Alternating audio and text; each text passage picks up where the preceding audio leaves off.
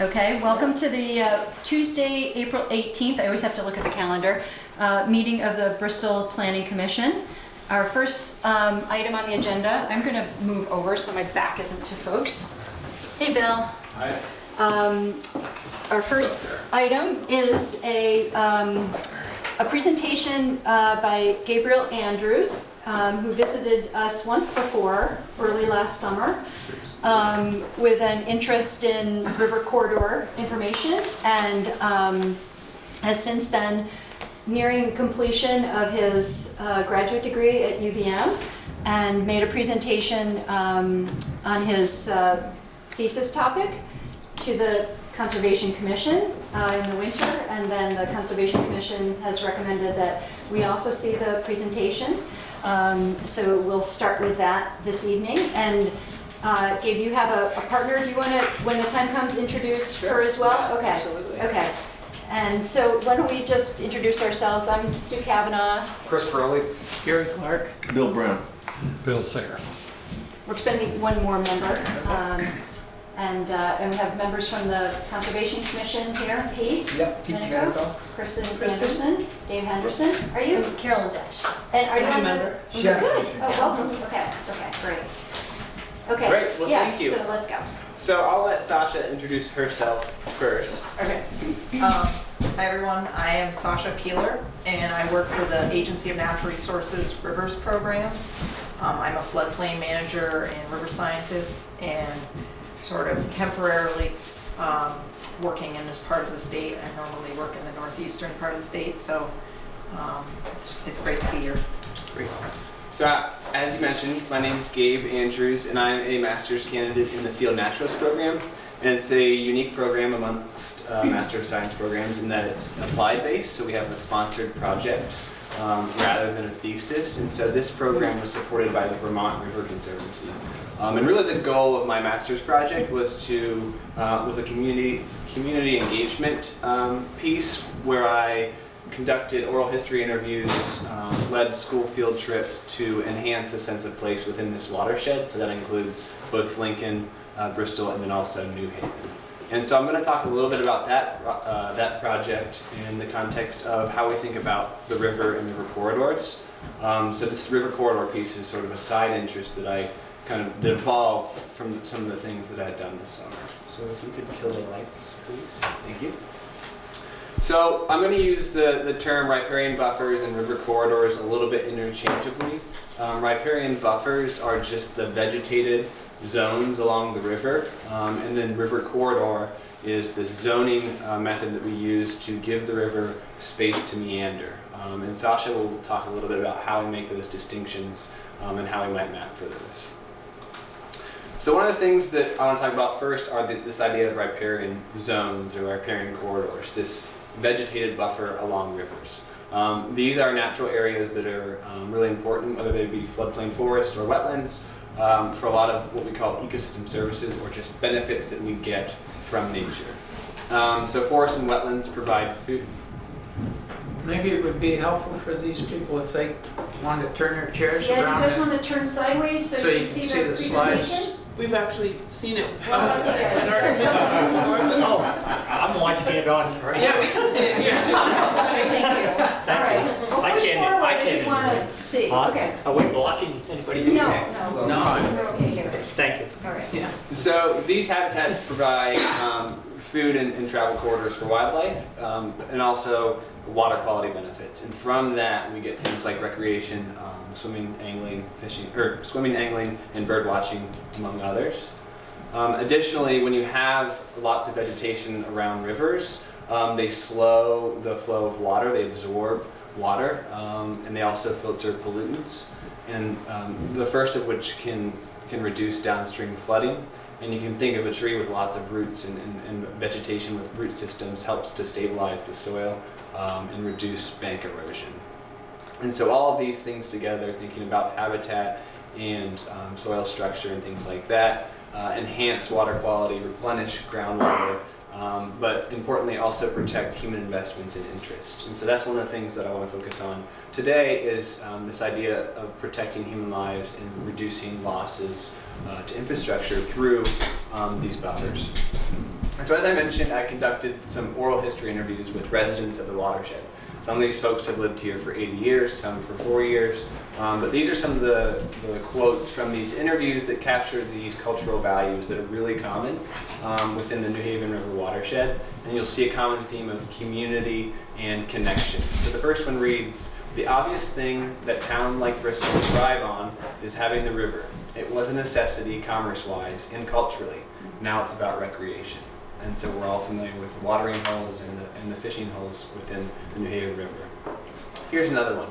"We regularly brought the kids down to the river to play. There's an intense sensory and communal experience in such a beautiful, calming, and relaxing setting." And so this attests to the value for kids who can experience a river like the New Haven on a daily basis. And then finally, we have all kinds of people that have all kinds of interests, but we all connect with each other in a special way, and it comes down back to the river, because the river is such an integral part of the community. So again, this theme of community among people who live within the watershed.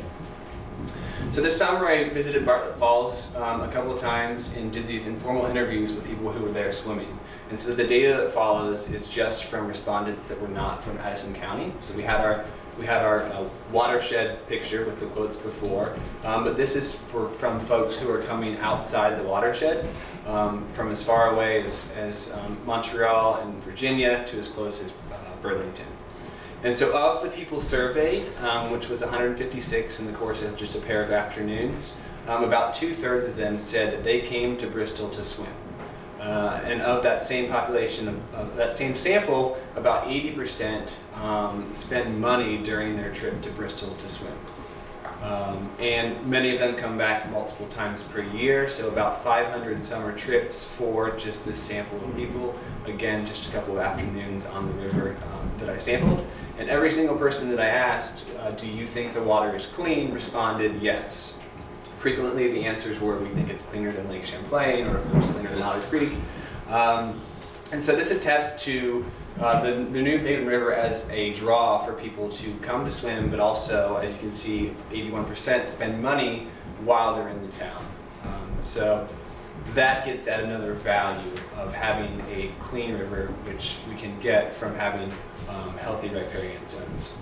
And so this is just a schematic of what the river corridor might look like. And so you can see here in the black, that might just be a riparian buffer, and the dark blue is the river at one point in time. But as we are all familiar with, the river is not static.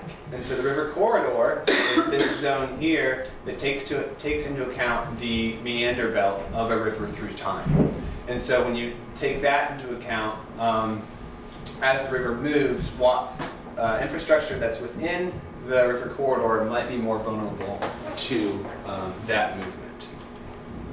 And so what the corridor does is it identifies areas at risk from a shifting channel. It can't predict what exactly is going to happen, but it can identify these areas as risky. And it promotes the least erosive path of a river. So as the river meanders, it establishes this sense of equilibrium or balance. And then finally, the width of this corridor tends to be widest where it's going to meander most. So you think of a place like Bartlett Falls, it's confined by bedrock, so that river is not going to be meandering much. So that belt is going to be narrow. Whereas in the floodplain where it meanders and the energy spreads out, that's when you start to see that's when you would have a wider buffer. And about a quarter of Vermont communities have adopted river corridor protections. I know this is a bit difficult to see, but I think paired with this image, we'll get my point across. You'll see a yellow following the New Haven River here in the village of Bristol, Rockydale, and then you can see it on the whole town of Bristol, following down through the village and down south. And so that's the river corridor. That's data from the state that takes into account many different factors. And then overlaid on top of that are these red triangles, and those are structures that are within the river corridor. And obviously there's a high concentration in the village and in Rockydale, and we know that there's been problems with that in the past. But one of the things that I think is important, just as much as what's here, is what's not here. So we see that there's not heavy concentration of buildings to the north and to the south of Bristol. And so that's something to take into account when we think about possibly adopting something like river corridors. And so using that data in the town's grand list, this is a very rough sketch of what some of the value is in the river currently, or in the corridor currently, excuse me. So just private buildings, so things like single unit dwellings and multi-unit dwellings, the value is at about 5.8 million. And this excludes public buildings, roads, bridges, and other infrastructure. But what it does include averages out to about 109,000 per building in the corridor. And of course, sometimes we'll have total damage with a flood, and sometimes we'll have minimal damage. But this is just the structural value that's in the corridor as it exists now. And so put that into the context of obviously some of the recent storms, especially in '98 here, Irene obviously elsewhere.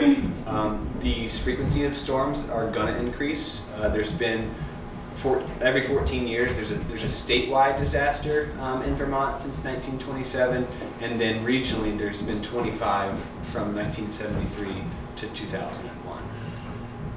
I'll turn over to Sasha for a moment.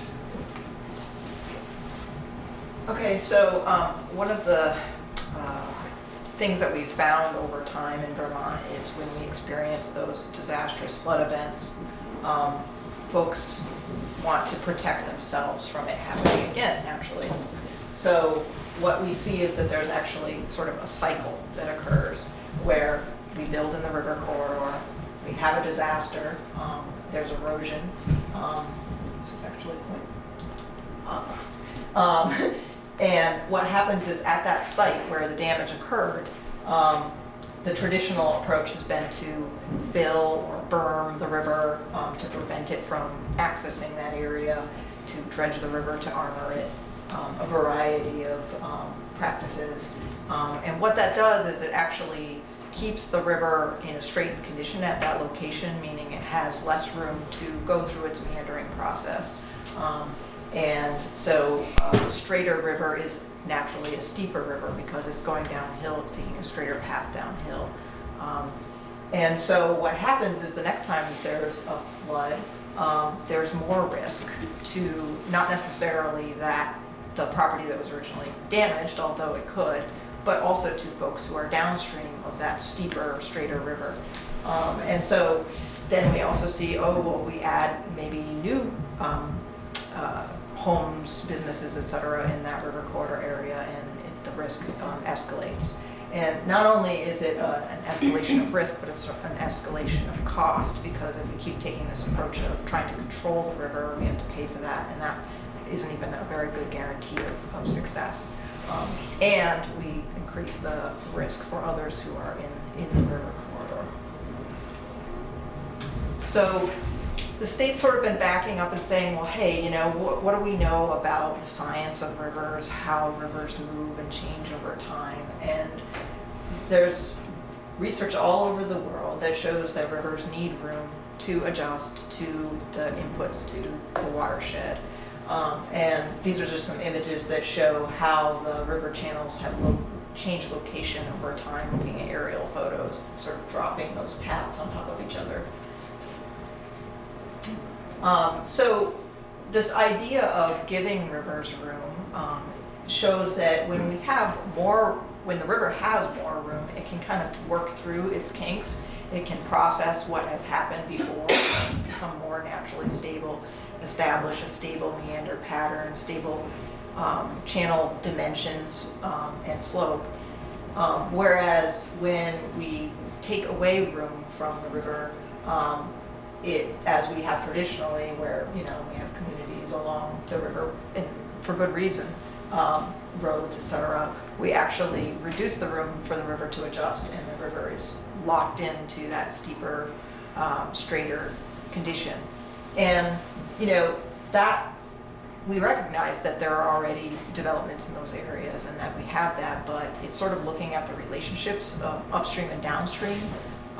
In areas where we already have investments in the river corridor, obviously we have a different level of commitment to protecting them from future erosion damage, but in areas where we don't have those investments, those areas become all the more important because they provide a relief valve in the system where the river can spill over its banks, lose energy.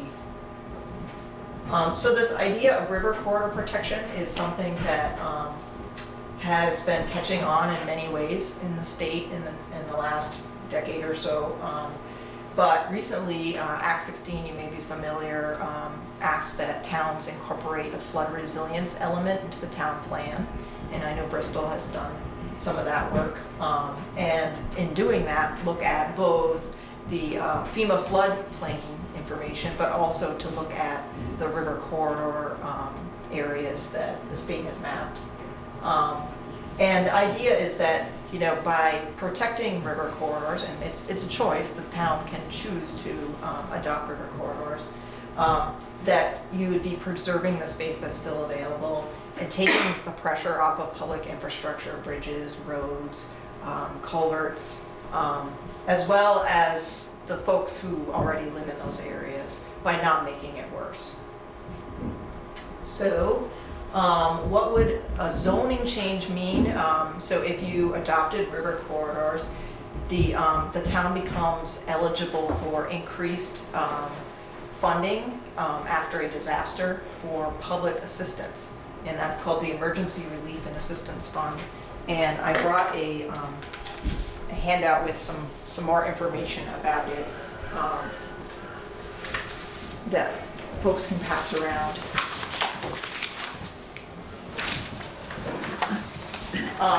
And what that is it basically, the Emergency Relief and Assistance Fund provides federal funds for repair to public infrastructure after a disaster. So bridges, roads, culverts, public buildings that may be damaged. And so the federal funds cover 75% of that, and so the remaining 25% is split between the town and the state. And how much assistance the town gets from the state is contingent upon what kinds of flood resilience measures the community takes. So if the community does nothing, you get 7.5% of the total pie from the state, and the town gets needs to come up with 12.5%. The remaining covered by the federal funds. If the community does 4 basic measures, which are listed on that handout in the middle there, you get 12.5% from the state, meaning the state and local is a 50-50 split. And that is where Bristol currently falls. And on the back of the sheet where you see all the pie charts, there's actually a report that shows some statistics about the things that Bristol has done that you might want to look at later. But the idea with river corridor protection is that you can actually increase the state share to 17.5%. So Bristol is poised to take advantage of that if you choose. So the other thing that the incorporating river corridor protection into your zoning would do is to help the community to avoid future losses. Obviously, there's a balance that needs to be made between development in the future and what we have now, and knowing that these are sensitive, vulnerable areas, and that what we do on our land could also affect our neighbors. The other thing is that, you know, as Gabe's pointed out, there are a lot of other features about the Riparian corridor that are beneficial to the community, whether it's the swimming benefits or the wildlife habitat, etc. So by restricting further development in that area, you get a lot of other benefits as well. And this is a table that we're just kind of showing here because what the state has done is we've written up some model language that towns can consider when adopting river corridors. And this table kind of encapsulates some of the activities. I don't want to get too hung up on it because obviously, you know, if you were to consider language, you know, that would be something that I hope, you know, we could meet again and talk about in detail. But the idea is that you're saying, okay, well, let's not have new structures in this area that would create an additional need for channel management. You know, obviously there's allowances for existing structures to improve. There's ways to allow road maintenance, you know, the typical things that need to be done, open space, recreation, forestry, agriculture, and, you know, small accessory structures, parking, those types of things can be considered through a permitting process. Now, the other thing that I just want to point out really briefly is that a lot of these areas overlap with the FEMA flood hazard areas, but there are differences. So there might be areas where that are vulnerable to flood damage that aren't covered currently. And so we'll just close with talking about some of the efforts that the town has supported that have similar objectives in my mind as river corridor zoning, and those objectives being public safety, river health and habitat, and also reducing losses. So as you all are probably familiar with the Gateway Conservation Project along Baldwin Creek, that protects about 7,000 feet of river frontage. Additionally, the Saunders and Fuller lots, it's about 4,000 feet. And then of course the buyouts from the last disaster that resulted in Eagle and Sycamore Parks, these providing some of those benefits that we've touched on today. So these are some of the projects that sort of have similar outcomes that something like river corridors could potentially also bring to the table. And that's it. Thanks for having us, and we'll welcome questions. Okay, what am I thanks. How much pressure do we have in the state of Vermont to populate right next to the river or 60 feet back? How much pressure is there actually in Vermont? For new development? Yeah. It really depends, I would say, on the community and the location within the community. I mean, you know, maybe you guys can tell me, you know, what you've seen in Bristol, but we do see that new developments are proposed, certainly. So.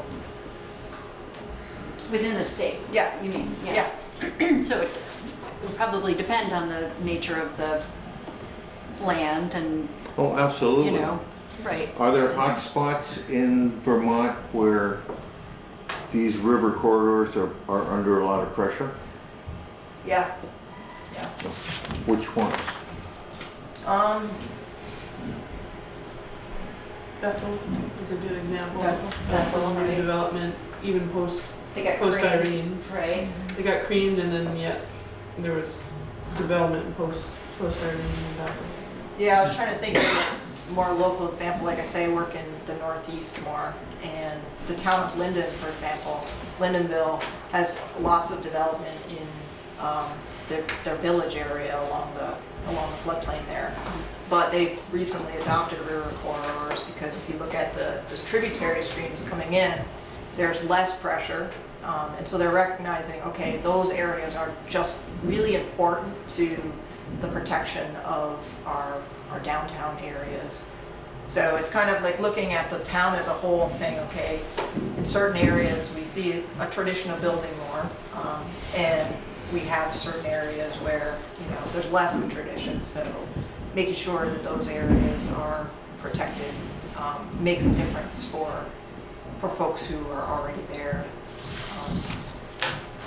Gabe, when you talked with folks in New Haven, was there any sort of question or curiosity about Bristol? I mean, them being sort of downstream from Bristol and from Lincoln. Yeah, so most of my questions were about them and about the river. Right. And a lot of what I heard was stories of what happens during a flood.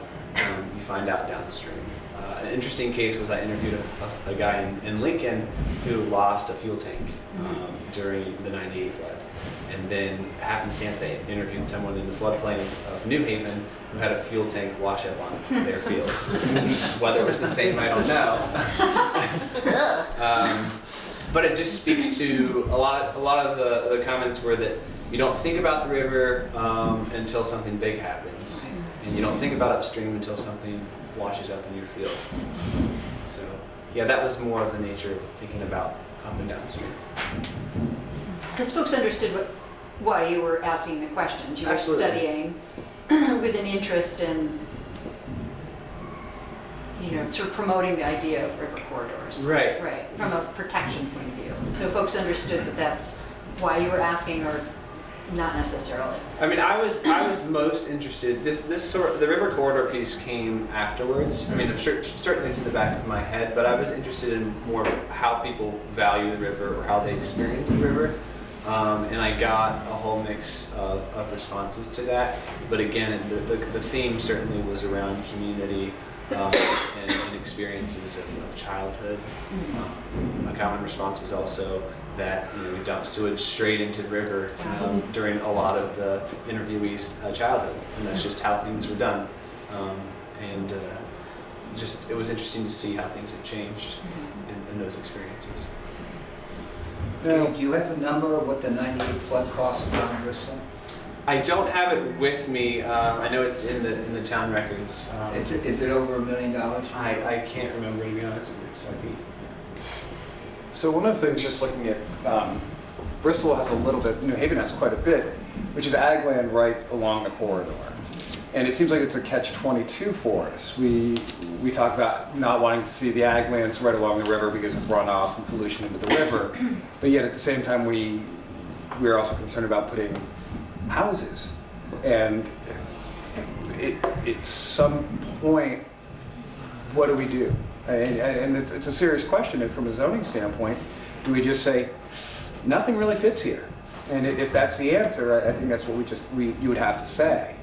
Because again, I drive River Road every day, back and forth to work, and I just look at that. It's all just, farmland literally abuts that river just about from the mill up. But is there room for ag within a river corridor? Yeah, that's, I guess, a better question. So there's a couple things there. One is that you may not realize, but agricultural practices, there are certain agricultural practices that the towns actually can't regulate. Right. And so a lot of changes have been happening in the state with how agriculture gets regulated near waterways, et cetera. We now have a river corridor, a flood hazard area and river corridor permit that the state issues for agricultural practices along rivers.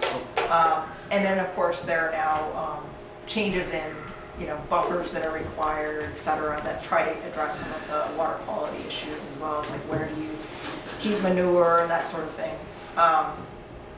River corridors do allow for cropping in the along the river corridor, but there's a balance that's being made there where we're recognizing that open space at least is valuable. Ideally, what you have is you have riparian forest and agricultural land in those areas. But what that balance of one So a versus certain the other width? is for the river corridor. Yeah. Or a certain width of the, what did you call it, a buffer? Yeah, so the vegetative buffer component is smaller usually than the river corridor as mapped. So you could have farm fields within part of that and then have a more vegetated buffer that would move with the river when it moves. A lot of that's still being sorted out, to be perfectly honest, but it is something that is going to have more consideration in the future. And so I think it's important to recognize a lot of our, well, I could be wrong, but I don't see a lot of new agricultural land. There are some new agricultural land, but so a lot of our farms are already established, so they're going to be incorporating different practices. But as far as the town saying, where do we allow development, it's sort of, maybe the farms are already there and then you work around that. Isn't it true that during Irene, a lot of really valuable topsoil was wiped out along within the banks of rivers or where flooding took place, that, from an agricultural point of view, really super growing land was either wrapped temporarily or permanently, I don't know. Yeah. Sort of wiped out the nice topsoil, and what was left was sand and rock. which was too bad. Well, it's tricky because our floodplains were formed by rivers, Right. and that's part of what makes them good places to grow. Right, okay. That's where, Exactly, it's the first. you know, that's where the soils get built Yeah. over time. And if the river is in balance, it tends to gently deposit. It varies depending on what kind of river you're talking about. But when our rivers get straightened, they no longer access those floodplains regularly. So the farm field might not get water as often as it would have naturally, but when it does, it has more force. So there's more likely to be an erosion kind of situation or deposition of gravel, that type of thing. Now, the other thing that we quite often hear when looking at setting zoning regs is landowners being concerned of losing rights to their lands and being able to develop them in some manner. I would assume, and maybe I'm totally wrong, somebody's got let's say a 10-acre parcel that abuts the river. You create the whatever the proper term is for the zone that we want to create here, the corridors. I'm getting this. Typically, that would just be that section of that parcel of land that you would exclude. Is that when other towns are looking at zoning, that it's just that piece of their whole property? It's not excluding. You're actually creating a small overlay district for the river area. Is all you're doing. Yeah, it is an overlay district, so depending on how the parcel looks, you know, that could be a smaller portion of the parcel or a larger portion. And, you know, FEMA floodplain mapping is also a factor with how those areas get developed if it exists on the site. Isn't there some self-regulation as far as insurance is concerned? I mean, somebody that wants to build a house or a planned unit development within a river corridor, if I was an insurer, I'm not, but if I was an insurer, I would say, well, now wait a minute. I'll do that, but it's not going to be $1,000 a month. It's going to be $10,000 a month. Does that happen? I mean, does that limit development? Probably not as much as you might think, because flood insurance is tied to structure. Right. And if you get a federally backed loan, mortgage, etc. on that structure, then you would be required to carry flood insurance. But if you're building a new structure, you may or may not have the loan to do that.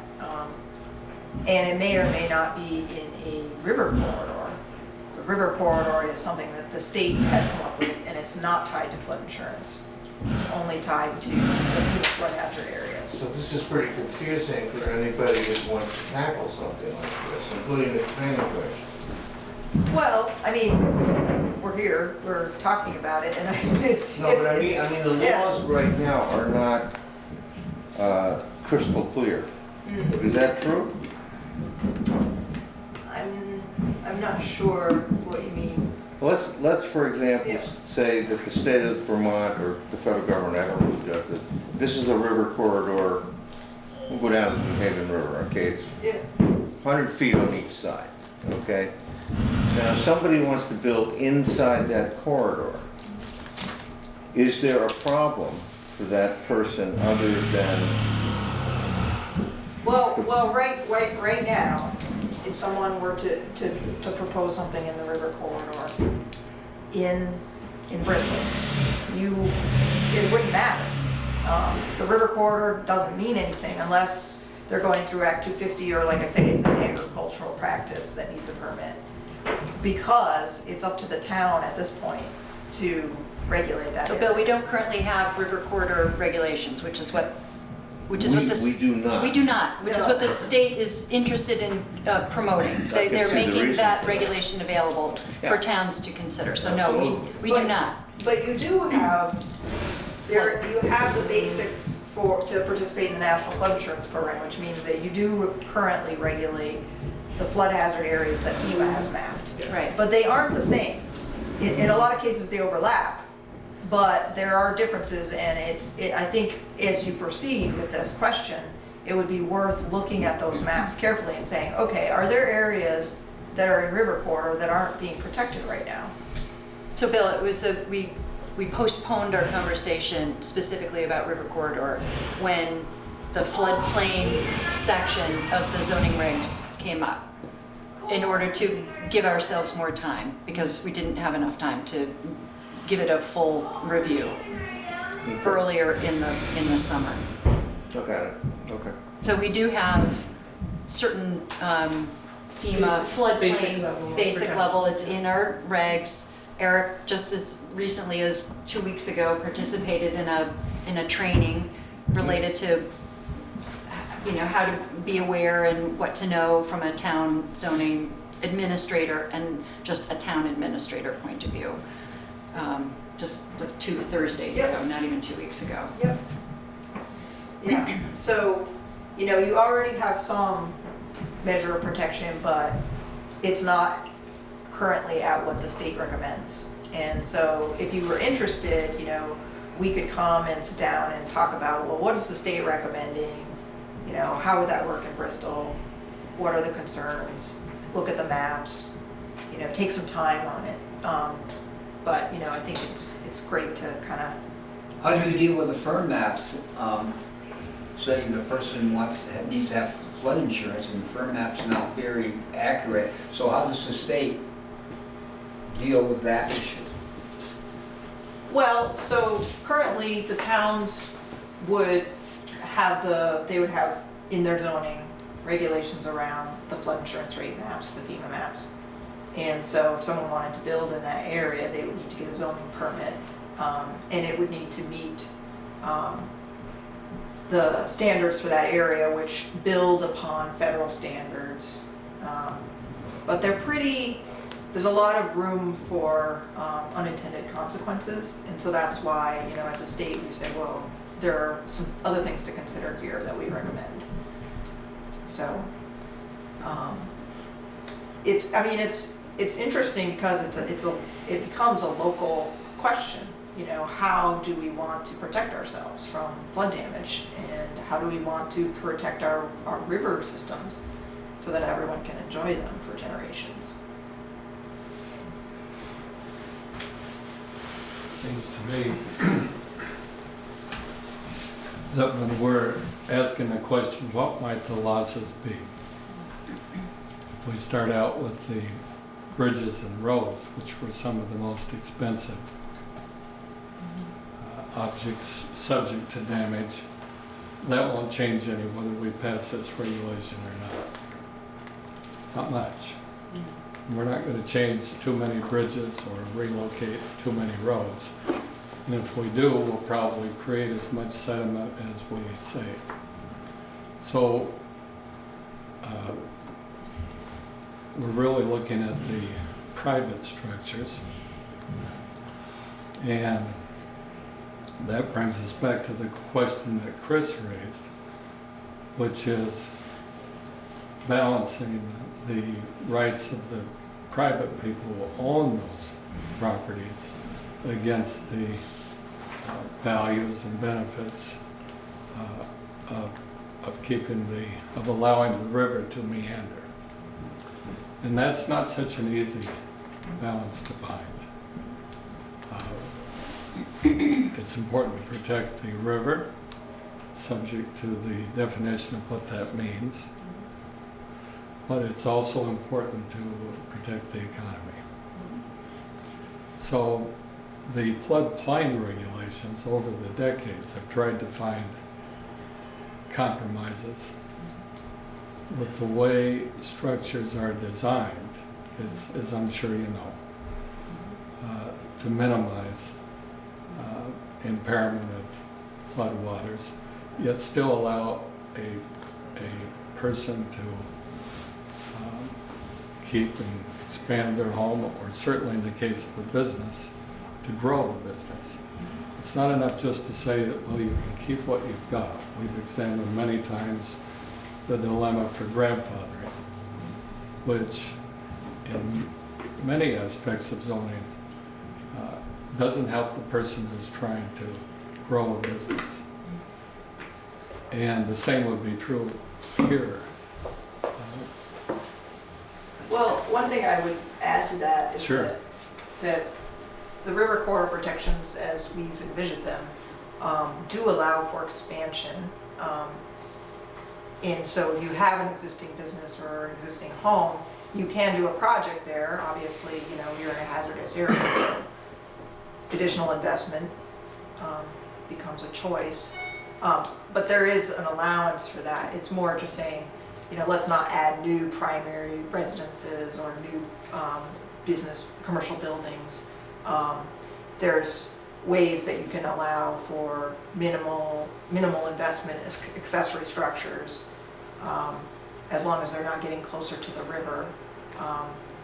But really the whole idea is to say, you know, if you've already got buildings in that area and the river erodes towards it, there's a certain level of commitment to, you know, potentially controlling the river there. It's hard to control the river, but potentially trying to. But if we add new developments in those areas, then we're committing to more control of something that's hard to control. And by adding that additional control, not only is it expensive to control the river, but it also means that you're destabilizing the system so that you may see more erosion damage downstream to others downstream. So it's really kind of trying to say, okay, we've already got folks in a vulnerable location. We don't want to prevent them from living their lives out, but if we add to that, we are potentially making it worse for the folks that are already there. The other piece is that there is an economic argument to be made that if you allow new buildings in the river corridor, destabilizing the system, it can take it out on your bridges, it can take it out on your roads that are already dealing with changes in the river as it is. So from a community perspective, you know, what kinds of damages we see to those, that community infrastructure, it becomes a question of, you know, what are we all faced with paying for? So, I mean, there's a lot to this conversation. I think the other thing that I would add is that with your minimum protections that you have for the FEMA floodplains, yes, it allows for floodproofing of structures, but it's really geared towards how high the water is going to get during a certain size flood. It doesn't address well the idea that even if you elevated a building, it could be eroded out from underneath. So we've had buildings that were elevated nicely where the river changed course and destroyed those buildings or substantially damaged them. So, you know, having that minimal protection only gets you so far if you're in an area where the river needs to move or wants to move. I think we might differ as to the calculations of the effect on the flood damage and the risks, and also the economic costs and benefits. But I want to return to a question that Bill raised about people taking on the risk themselves if they're putting up a new structure. Yes, you probably can't get, you may or may not be able to get flood insurance, but if you're not asking for flood insurance, in effect, you're self-insuring. And so that if there comes a time when your building is damaged, that's your risk. You're not imposing it on the rest of the community.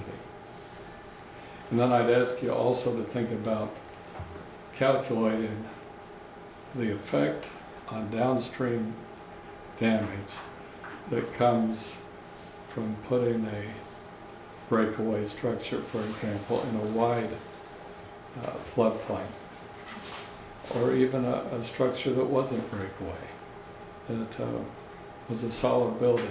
How much effect does that really have downstream, especially if I read one of your documents here, that what you're trying to do is to slow the water as it's going downstream. You've in effect created something in its own way, similar to meander. I'd ask you to think about all those factors. But I see what you're saying, but let's use a hypothetical, okay? Fine? Let's take a person that owns 100 acres, okay? And that person is a dairy farmer. And they get an offer from a developer. I want to buy that 10 acres, I want to give you a lot of money. I'm going to give you $500,000 for that 10 acres because I'm going to put up 4 houses. I'd say you should take it. Spoken as the man I know. So, the 10 acres is sold, okay, and it's right next to the river, okay? And let's assume that the houses are built and the roads are put in. And economically, this is a good deal. It employs people in Bristol. These are families that will be going into Bristol to buy food and so on and so forth. My question is what are the long-term effects of this, in this case, 4 houses being built in a corridor? And it's a question that you've asked 30 seconds ago, okay? And are these effects, or are they known? Or are we just guessing? We have examples of other, clusters of homes that are built in the river corridor that have been damaged by erosion. And so we may not know about that particular site. We may. It just depends on what people know about it. But rivers tend to, when they form meanders, they tend to push those meanders down valley, downstream. So if you're building inside of the curve of a river, sooner or later that river is going to try, given the opportunity, is going to try to cut across that area or move its bank towards that area. So when you've got something built there and you see that starting to happen, you have a dilemma. The owner says, how do I protect myself? They would have to apply for a permit to potentially armor the bank of the river, or if it happens catastrophically, their house might be damaged. And then there's the question of, do I build back? Suddenly you have a property that isn't economically desirable anymore. Maybe there's questions about, can I get a buyout? Can I be made whole? There's a lot of, your options get that much more limited once that building is already built than beforehand, when it might be, we imagine that, there's the possibility of prosperity from developing there. But, the way we look at land as a society, sometimes we're not, and I'm part of this, we're not always good at recognizing that not all places are the same in terms of what's a good use for them. And so if the river is telling us that, hey, I've been here before, I'm going to be here again, and we have clues about that can be measured, can be looked at, that's how those river corridors get drawn, recognizing what are the characteristics of that area. I don't know if that answers your question, but. It does. We should wrap up soon. Yeah. Just back to a zoning standpoint, other communities that have adopted corridor programs, Bristol's a great example, as you said before, up through coming down through Lincoln. That river's not moving. That's ledge and bedrock. If it does move, it's pretty ugly when it does. Unlike when you get down to South 116 where it's big wide fields, you will definitely see more movement. There's no magic number. So when these corridor regulations we put in place, would then extensive mapping have to be done ahead of time? Just saying a 50-foot swath is not a fair number. Right, it would Yeah. have to depend on the exact location. Yeah. Right, so I would assume there's a large mapping program. Yeah. I just want to make sure that we don't try to enact something like 50-foot swath on both Right. sides of the river. Because those are sometimes too much and sometimes not enough. Yeah, that's a great question because we didn't have a chance to get into it, but the river corridor has been mapped for Okay. Bristol, and it varies depending on the characteristics of the river. So in areas where you have a lot of bedrock control, you're not talking about a very wide area. Basically, it's one channel width, and then we recommend that 50 feet be put on either side of that.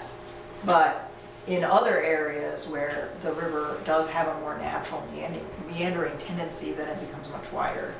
So before Bristol adopts anything, you know, we would have that conversation of, let's look at the map. Are there areas that we need to review more? Because, you know, you guys know the area. And make sure that the map is as good as it can be so that, you know, it makes sense. When, do you guys know when was the map, when was our map made? I believe 07 or 8. Did you work on it, Kristen? I collected the geologic data that feeds into that development of that map. Right. So. Yeah, And- and it doesn't cover all of the streams in Correct. Bristol, so we have some more preliminary maps for the areas that haven't been studied in detail. And we could refine those if, you know, if we need to before adoption. Yeah. How can we get access to those maps? Well, so the map that you're referring to, Kristen, is it in the town office somewhere, or do you know? It may be that, I know that Shannon Pitlick had brought to the Conservation Commission Okay. a number of years ago a draft version of the Okay, corridor map, yep. which I suspect is very similar to what you can find online now. Yeah, so online, there is, actually, I have another handout that I'll make sure I leave with you. I was hoping I had the address.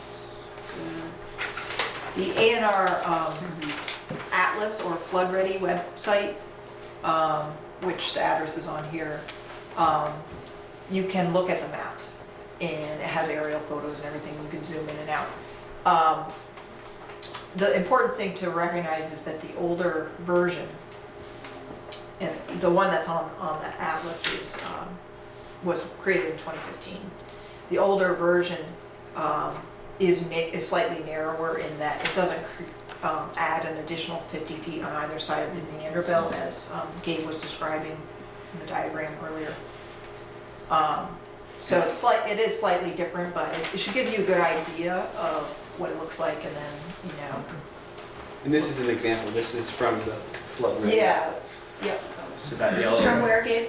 What's that? That's from the flood ready atlas. So that yellow layer is the corridor. It's just harder to see. Yeah. Unfortunately, you can't change the color, but it's harder to see on Yeah. the left map there. Are those maps by river or by town?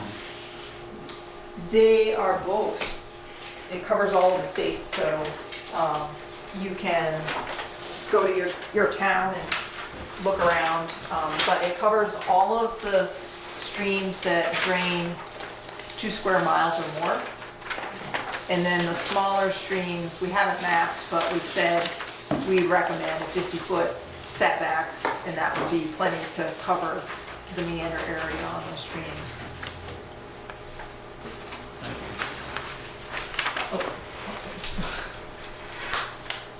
Thank you. Really appreciate it. Thanks, Gabe. Good luck with your final 3 weeks, possibly 2 weeks. 2.5. Yeah, And not that he's counting. right. Well, thanks for having us. I Sasha, appreciate it. thank you very much for coming. And thanks Conservation Commission for recommending. I'll leave my card too if anyone wants to ask questions. And just real quickly, the interface is really simple. So this is that website. So you can just zoom on the left-hand side, and then this arrow pulls up a whole bunch of different layers that you can add. Oh, yeah. And so then you can play around with it there. Very cool. Thank you. Oh, it's great to see that, plus the geo maps that we have done too. Yeah, You guys, that's where I was going with this yeah. Who's the glasses fell? to see if they fit the town plan or something like Great. that. Just- Thank you. Okay. Good, how are you? I'm, well, Okay, we're just gonna take a quick break and switch out. Okay. Get Eric set up. Agenda, which is our approval of our minutes from our last meeting, April 4th. You have a copy of the minutes in your packet. Yeah, I'll make a motion to approve the minutes as presented. One second, Okay, any discussion on the minutes? Hearing none. All those in favor of approving the minutes from the April 4th meeting, say aye. Aye. Any opposed? Okay, thank you, everyone. Okay, we are next continuing our discussion. We had a public hearing at our last meeting on a zoning permit for a planned unit development number 1701, submitted by Chris Acker. We held and completed our public hearing. We continued our discussion for a time after that, and we agreed to continue our discussion at this meeting, making a request to the applicant for some adjustments to the site plan. And we have a revised version that everyone has in their packet, and that we have a much larger version in front of us. And the Ackers are here. Chris and Melanie, thank you again for coming.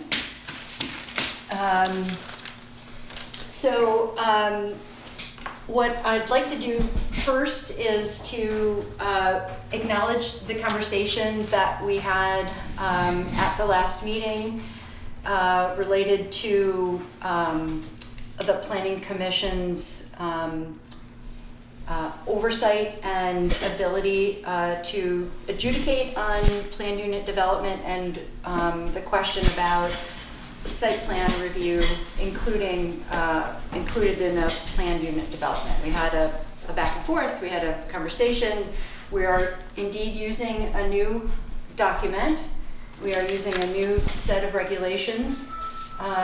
Things are in a different order, and our attempt, certainly as you'll know, was to offer clarity for the applicant, and we too are also still, I have to admit myself, getting used to using these regulations and being able to fairly point to sections that are applicable for certain applications.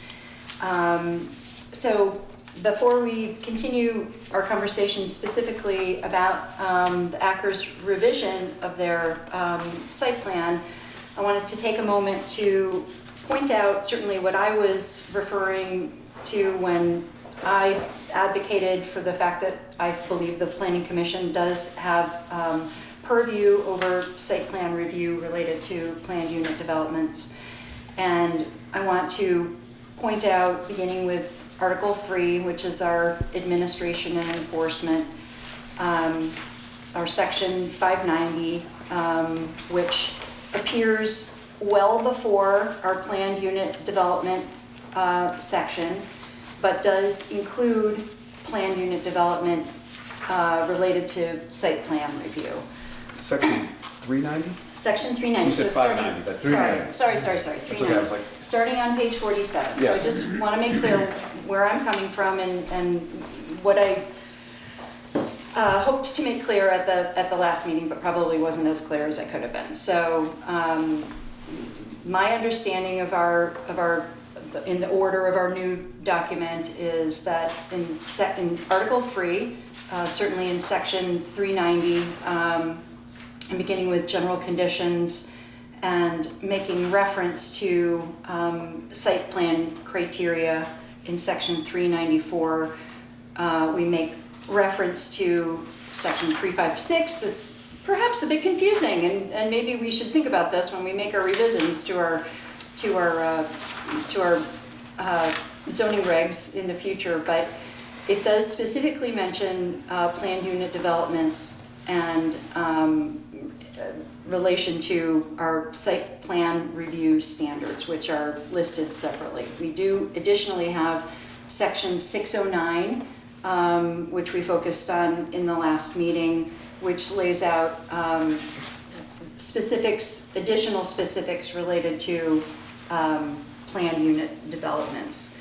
But I did want to make sure that at least my version, certainly as chair and as someone having worked through these and with an interest in adding to clarity about how we proceed with these regs.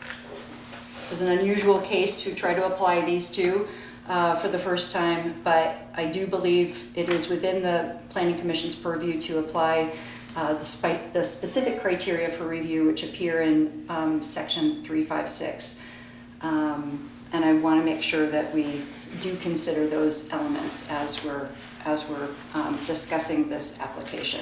I think we touched on a number of those elements at the last meeting, and we described those elements in a certain way that the actors have responded to, and I'm hoping that we can, with 5 of us here, come to an agreement and be able to proceed in a way that is not onerous to the applicant and is clear in terms of perhaps precedent setting for us, so that we are looking at this using our new regs in a fair and open way.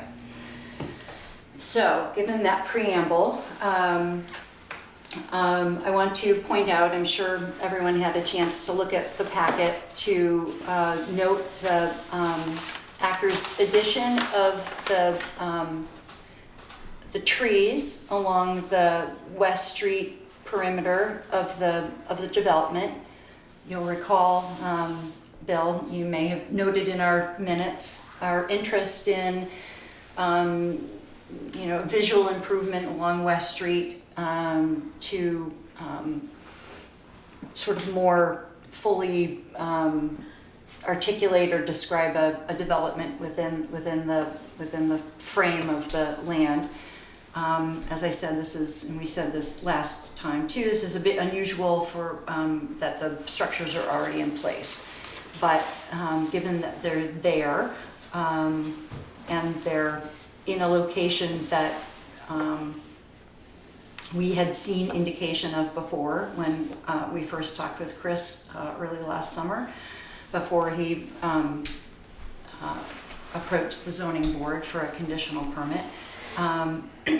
They are there, and if there are elements of the site plan criteria that we want to review based on their response to our conversation and request from the last meeting, or things that we may include in our approval letter that I hope we can get to, we should discuss that this evening and attempt to proceed. Eric, you obviously provided a copy of this to us and pointed out to me certainly the trees, the addition of the plan for trees along West Street. I do know that we also had Two trees are additional. Two trees are additional, yep. That we did have a conversation about parking, especially adjacent to the existing house that's there toward the corner. And I note that the sort of the parking lines, the north-south orientation of that line is now not there. You mean the east-west? So, well, I'm pointing out that the north-south. We line- asked for north-south. They were drawn in as east-west, correct? No, the original. No, the Were they original ones north-south? were north-south. Which is actually how they were parked there today. When I drove by there, I'm like, hey, they parked correctly. Trying. Well,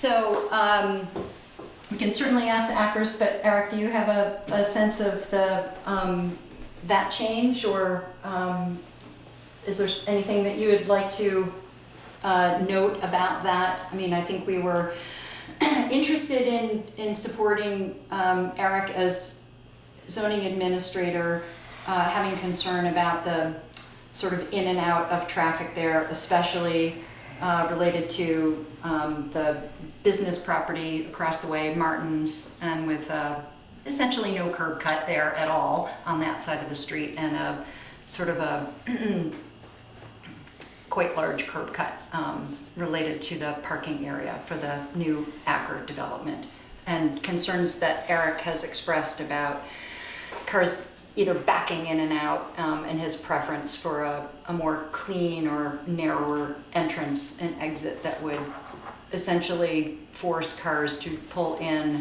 and turn left into what would be these two parking areas here in a north-south orientation, and then to exit, you know, sort of back out and leave pointing out, as opposed to backing out into this area where there's turning coming in here, and also from Martin's coming in and out. So those are certainly elements that we touched on, and that Eric asked for in a follow-up site plan. So one thing on the parking, this past weekend I actually drove over and parked in the spot. North-south, the only thing that I felt that was a little wonky about it was having to back into the parking lot. It's blind. You're backing around the corner of a building into a parking lot that you can't see. Backing out onto Liberty Street, it's wide open both directions. You back out in literally the edge of that barn, and in my Jeep, I had to get half of my vehicle into the travel portion of that driveway before I could see that it was clear. So I think that the owner can work with his tenant to ensure that that parking space is used correctly, encourage whatever works. Our preference would be for them to park that way. But again, my gut was actually backing out onto Liberty Street. I felt safer. That's. What is the, Eric, you had, we had talked about the idea of sort of allowing the grass in the, I guess what you would call the town right of way, sort of on the opposite side of the sidewalk, but, you know, basically between the sidewalk and the road. If that were to be encouraged to come back to grass, is that a way to sort of discourage driving, you know, either pulling in and out of that, in that particular spot or spots that would be more, that would be safer from a zoning administrator point of view? Can I speak at all? Oh, yeah. I have no interest in narrowing up the curb cut. Zero interest in that. Good to know, thank you. Okay, just so we... And the other piece with the town side of the sidewalk and letting the grass grow green or grow back in there comes to maintenance. We already have one resident in this town who has had that argument for many, many, many years with the town. And on North Street, as you drive along, there's a swath of sidewalk on North Street that the roadside is not mowed. At this point, Mr. Acker would not be responsible for mowing that. That is the town's responsibility. Now, would he allow a small forest to grow in front of his building? Probably not. That's not the way the rest of the properties have gone. But if we force that green belt, do we have a plan in place to maintain it? I don't think we have a plan in place to maintain any of them. I know, that's my point, is if we're going to start enforcing this and demanding it of our residents in our zoning, we better have a plan how to maintain it. I understand. I think the PC has the right and the authority to restrict traffic flow for pedestrian safety. So that 75-foot wide right-of-way or curb cut is exceptionally large and can be easily channeled to a smaller, more compact, safer in and out. So traffic is going in and out in a 35 feet and either going right or going left and then the two on the south side would back into, you have a valid point, you kind of have to see around the building. But backing around the building versus backing into a street with potential cars, potential pedestrians. So purely from a safety point of view, it makes more sense to delineate those two north-south. The most cost-effective way to do that would be to let grass grow on the median, and you're right, it's totally up to the landowner. They could do whatever they want there. It's a right-of-way to the town, so they can't build anything, but if they want grass, they want brush, whatever. But that would be a way to kind of channel cars into a more narrower opening, so pedestrians don't have to be on their toes for 75 feet, they only have to be on their toes for 35 feet. It doesn't take away any parking spaces, so it's not reducing their overall parking, it's just reducing the amount of traffic and the amount of spaces that drive over that pedestrian walkway and back into that street. So that's the zoning office's point of view. Just on devil's advocate, from a safety standpoint, this has been the arrangement in that location for a long time. We had. That's true, but the intensity of this project has been magnified substantially. Before there was 2 retail operations there, and they used those spots, and there was 2 spots in front of the garage, and then there was some parking behind, but for the most part it wasn't used nearly as much as it is now. So the intensity of the increased project is what makes the catalyst for me to say, hey, there's a lot more traffic flow in there now. You have 14 delineated spots, 16 delineated spots. There's a lot more in now, a lot more traffic flow.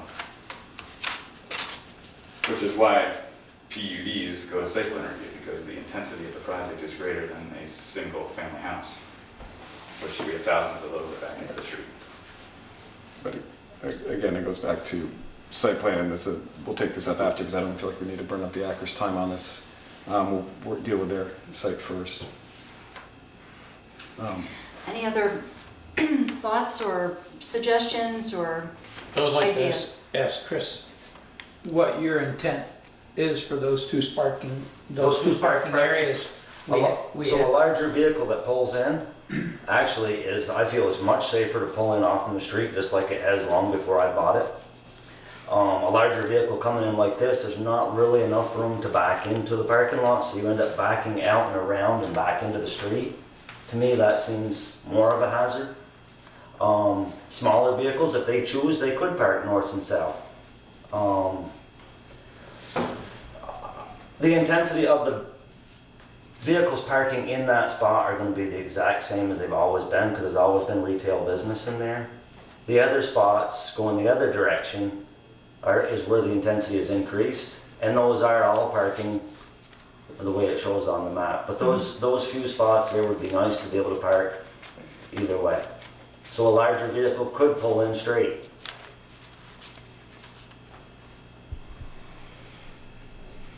So that was the intent, leaving the parking lot marking off of this drawing Exactly. as opposed to the other one? Yeah.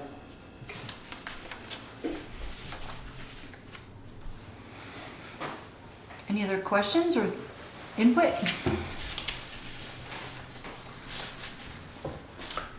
Well, I never like to pass up an opportunity, so. Thank you, Bill. It seems to me that everybody's got their concerns and preferences onto the table. And that the applicant has made a good faith effort to move in our direction. Those are pretty good sized trees. I suspect they're not going to be that big in the beginning, but they will be eventually. That will help cushion the space between the street and the development.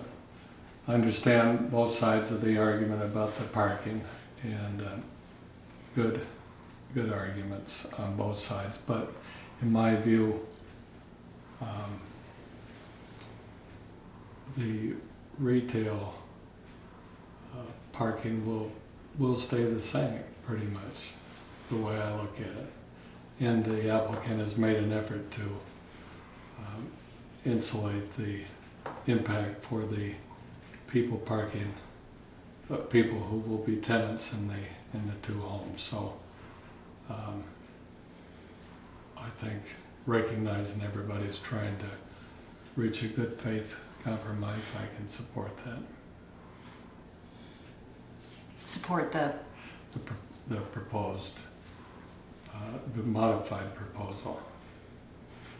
And support the, allowing the 2 or 3 parking spaces that go into the retail unit to go in directly from the street. In other words, keeping this, the curb cut, for lack of a better term, more wide than, I mean, as it is now. That'd be another way, saying it, probably a better way of saying it, so. I mean, it's not a curb cut anymore, it's, I think people recognize in that part of the street, considering the activity on both sides, you have to be careful.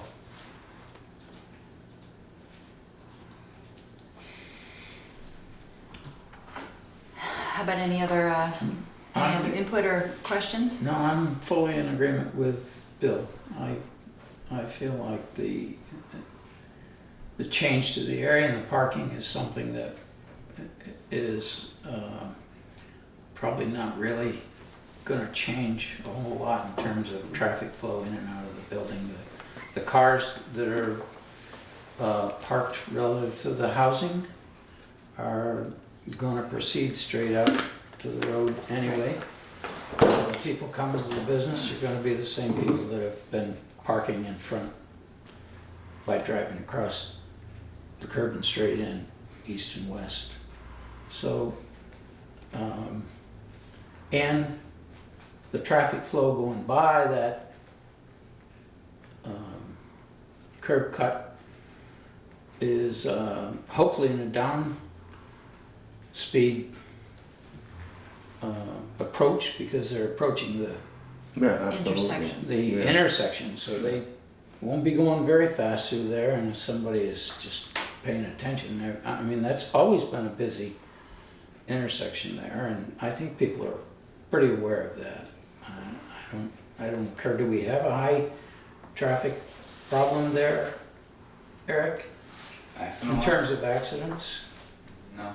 No, I'm not aware of that either, so I think, I'm happy with what they've done here. I think I like the idea of the trees. It leaves it open underneath, but gives them shade, and it forms a border as you go up and down the street, which is very nice. It blends in with the rest of the street. So I'm happy with that. Go along with And I agree with Bill and Gary. Just have one question. Where are you gonna put the refuse? The, what do you, garbage? Dumpster. Dumpster, thank you. Dumpster. This is okay. I'm getting old. You can use any word you want. That's a good question. We're gonna try to leave it where it is now. I'm not sure if it's gonna work during the summer months. Yeah, that end unit may not like you. Yeah, so I honestly don't have a good answer for that. Okay, well, It needs to be somewhere where the truck can get to it. well, I understand that's gotta be a back end. Yep. Okay. I'm in agreement Okay. with what you have here. Do you need a motion, Sue? yep. Make a motion to accept proposal 1701 PUD as presented by Chris Acker. Second. The one presented to us, the most recent presentation. Is it possible, well, I guess I could ask, when would you be putting in those 2 trees along West Street? Probably when we finish doing the lawn. Right, I'm sorry. that's what I thought, right. So like with this spring, summer, that is your intention? Yeah, okay. Okay, any discussion on the motion? Okay, all those in favor, say aye. Aye. Aye, any opposed? Okay. So we'll have a letter, and you'll have that very soon. I still owe you a couple already. Okay. Okay. All set? Thanks, guys. Okay. Thank you. I got one question. If I choose to plant more trees there, is that something I You have gotta to come back. Do I have to come back?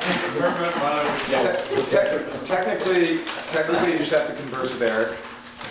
Yeah, I know I have the ability to make small amendments, so if you want to plant more trees, just give me a heads up. Okay. It's, we literally simplified it. 6 months ago, you would have had to come back. Yeah, that's okay. But we made that so that minor modifications can be handled by Eric. Great. Thank you. Are you aware that the Conservation Commission is working on a town tree plan? Didn't know that. No. Yeah, they're in the process, and I don't know what stage it's at right now, but they would.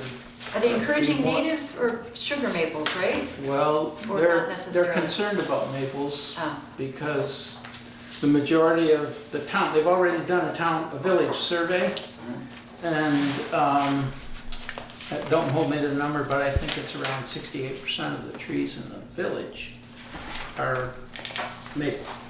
Sugar maple or Norway maple? Well, it's a combination. Yeah. Elm Street's predominantly sugar. Yeah. I'm sure they maybe have it split out. Yeah. But they're concerned that there's Now they're all sugar maples. a huge percentage of maple in the village. So I think in the future, what they're gonna be doing with their plan is trying to work with the landowners and encourage the adoption of some different species that would be appropriate in the area. In the event that we had something that come in, a disease that come in and wiped out the maples, that would avoid having the village look like, I remember the city of Rochester, New York, when the Dutch elm hit that. It was all elms, and all of a sudden, it was like a Midwestern town for a long time. Not that there's anything wrong with Midwestern towns. No, but it's clear view, right? Well, And he's also a master gardener, so he's available to come consult It's and work just a along thought. with Melanie. It's just a thought, if you're gonna add more trees. Yep, these have to be maple, these two, so, Yeah, but we could do more. yeah. There's a maple right Sure. there on the corner, right, of the lot? Yeah, there's. a Right couple. behind this facing Yeah, structure. yeah. There's actually quite a few maples left. Yeah, That was just a thought. okay, I appreciate it. Yeah, Great, good. thank you. Thank you. So we have a couple of other administrative matters. One is we actually talked, you don't have to go into very much detail since we've had a lot of river corridor FEMA information tonight, but I let everyone know that you had participated in the training for FEMA floodplain. Anything you want to Yeah, add I to mean, there's a that? lot about, there's a section in the zoning regulations about floodplain, so really the crux of what you guys will have to do is if you implement a no building rule, because you guys skipped that section. Right. So if you go back to it and you implement a no building rule, there's a potential for the town to get more reimbursement through ERAP. Right. So we currently get a certain percentage, so we could go up a percentage. Gabe touched on that. Yeah, so Yeah. really that's what it is, and they explain the hoops that a zoning administrator has to go, or a floodplain manager has to go through to come up with base height flood elevations, and if somebody's in the floodplain, you know, where does their house sit, and it turns out that most of the state has electronic data mapping, so it's much easier. Bristol does not. Addison County, they had a nice map that showed it, and Addison County was 0. So we have to go back to old paper maps, which we have in the vaults, and they're by zone, and they're horrible, to be honest with you. So he had an image of Bristol that showed structures. Yes, that's the map that the state uses. So we do have that. Okay. But the state floodplain map, there's a FEMA floodplain maps, Right. are a little Okay. different. And when you I see. click on asking that, it actually defaults you back, or will eventually. Right now, it defaults you to nothing. Mm-hmm. But the floodplain maps are hard because there's no landmarks on them. Right. You have to look, okay, there's a left bend of the river, and that way. Right. So they're kind of a pain. So it's just something, it makes sense, but really it boils down to what you guys want to institute to build in those corridors. Right, So that's, when the time comes. so you should all take the training. Okay, well, I'm glad you did. Thank you for that. I sent the slides around, I think. Maybe. Yes, you send them to me. I can certainly send them out to everyone. Yeah, if you'd like to share them. Yeah, okay. So the other point that I wanted to bring up under administrative matters, I mentioned a couple of meetings ago the possibility of having either a joint meeting or inviting the zoning board and the design review committee to a future meeting, at least to sort of review our intentions. We've never talked with them all together. Both Kevin Brown and Ron LaRose, as chairs of those groups, have agreed to come on Tuesday, May 16th. So I have not yet extended the invitation to the full bodies. Should I do that just myself, or should I encourage them to do it, or should I do it through you? You want to invite the whole troop as opposed to just the heads? Well, I mean, at least to announce it and have people come. Big party. Yeah, well, we'll say who comes. A release party? Maybe I'll write something and if you could send it out, that would be great. Okay. So we set a date of May 16th. We also that evening have a couple of public hearings, one for a right-of-way and another for a site plan review. And we still have to do our organizational meeting, but I'm hoping that the select board will have filled or one, potentially two open seats. They made appointments last night. They made appointments last night and you have no takers. Right, we did have our reappointments, which is good. Reappointments. Right. No new people. Right, okay. Do we have for the permits for the public hearings, are those complete? Yeah, I can only send them out. Yeah, if you could send them out ahead, I can. that'd be awesome. It is a commercial property, commercial building down on Orchard Terrace, Terry Thomas, right next to, right across from the Family Center. It's gonna come for a light industry 1 because he doesn't have a tenant yet, but he expects it to be some kind of industry, manufacturing or warehousing. And the other right away is, I forget the other right away. Well, we'll find out soon enough, Yep, I forget. if you send those out. But that was a pretty standard right away, similar to happening. Any other administrative matters? Anybody? I have one question. Okay. When is your term over? It would be over when we elect a new chair, and the way So we've if done. you don't elect anyone? Well, the past couple of years, we've waited, I think the last 3 years at least, maybe more, we've waited to have our new appointments clear so that those people can participate in the election. I don't think we should let it go too long, but if we have some new members by May 16th and we're able to have our organizational meeting, I think that would be great. Well, maybe we'll make it like the Supreme Court, and you'll just have to stay until a new member gets You'll in. We'll have to see. filibuster. Yeah. You have to filibuster the entire meeting. We can Set until just keep talking, don't get off the floor. Okay. I'm up for the challenge. We can do that. Between Bill and I think we can hold our own. Oh, no. The I'll watch the tape. The right of way is for Landis Dream House down on Hewitt Road. Yeah. They're subdividing 2 lots behind, so right away will go across. So Perfect. standard 50-foot. Anything else? So we have no meeting on May 2nd. There's no meeting? No meeting. Yes. So our standard meeting is Oh, Right. okay, we it's the were, third we were Tuesday. wondering when you sure you do. We're gonna celebrate May Day. Okay, any other business or public comments? If not, we could entertain a motion to adjourn. I'll move that we adjourn. Second. All those in favor? Aye. Okay, thank you, everyone. Great. Thank you. Okay.